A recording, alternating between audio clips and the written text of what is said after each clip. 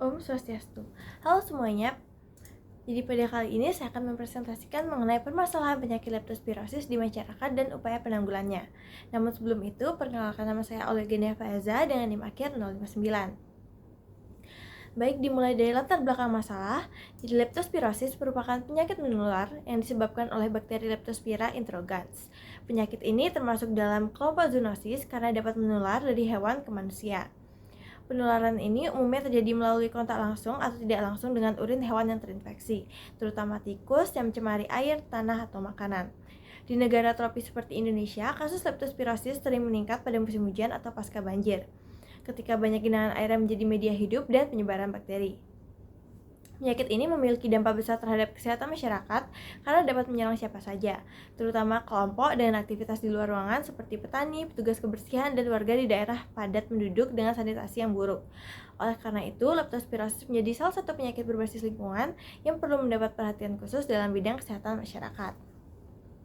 Lalu selanjutnya, terdapat masalah yang disampaikan. Di permasalahan yang timbul akibat leptospirosis di masyarakat tidak hanya berkaitan dengan aspek medis, tapi juga sosial, lingkungan, dan ekonomi. Beberapa permasalahan utama, antara lain yang pertama, yaitu rendahnya tingkat pengetahuan masyarakat tentang leptospirosis. Banyak masyarakat yang belum memahami penyebab, cara penularan, gejala awal, dan pencegahan penyakit ini. Akibatnya, perilaku pencegahan seperti menggunakan alas kaki saat banjir, menjaga kebersihan lingkungan, atau menghindari kontak dengan air kotor masih sering diabaikan.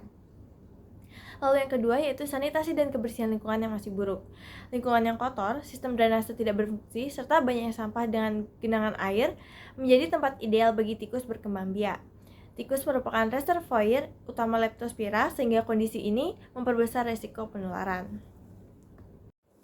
Lalu yang ketiga yaitu kurangnya deteksi dini dan penanganan medis cepat. Gejala leptospirosis pada tahap awal mirip dengan penyakit lain seperti demam berdarah atau flu, sehingga sering salah diagnosis. Akibatnya, penanganan yang terlambat dapat menyebabkan komplikasi berat seperti gagal ginjal, meningitis, atau bahkan kematian. Lalu yang terakhir itu perilaku berisiko pada masyarakat dan kurangnya koordinasi antar instansi. Banyak orang beraktivitas di air genangan atau sawah tanpa pelindung, terutama di daerah rawan banjir. Petani, pekerja saluran air, dan warga perkotaan sering terpapar air tercemar tanpa sadar.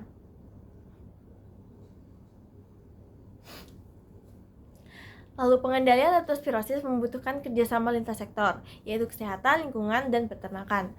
Namun di lapangan masih sering terjadi kurangnya koordinasi dalam pengawasan hewan, pembawa penyakit, dan penanganan lingkungan. Lalu yang ketiga yaitu pembahasan atau upaya pemecahan masalah. Upaya mengatasi leptospirosis perlu dilakukan secara menyeluruh dan dengan melibatkan berbagai pihak, mulai dari pemerintah, tenaga kesehatan, hingga masyarakat. Lalu langkah-langkah yang perlu diterapkan yaitu yang pertama, peningkatan edukasi dan penyuluhan masyarakat. Pemerintah bersama tenaga kesehatan harus rutin memberikan sosialisasi kepada masyarakat tentang penyebab, cara penularan, gejala, dan cara pencegahan leptospirosis. Edukasi bisa dilakukan melalui sekolah, kegiatan posyandu, media sosial, dan kampanye kesehatan. Penggunaan bahasa yang mudah dipahami serta contoh nyata di sekitar lingkungan masyarakat akan membuat penyuluhan lebih efektif. Lalu yang kedua yaitu perbaikan sanitasi dan pengelolaan lingkungan. Pembersihan saluran air, pengangkutan sampah secara rutin, serta pembuatan drainase yang baik perlu ditingkatkan. Masyarakat didorong untuk menjaga kebersihan rumah dan lingkungan sekitar agar tidak menjadi sarang tikus. Program pemberantasan tikus dapat dilakukan dengan cara non-kimia seperti menjaga kebersihan, menutup tempat makanan, dan menutup lubang tempat tikus bersembunyi. Lalu yang ketiga yaitu dengan mengubah perilaku masyarakat menuju PHBS, yaitu perilaku hidup bersih dan sehat.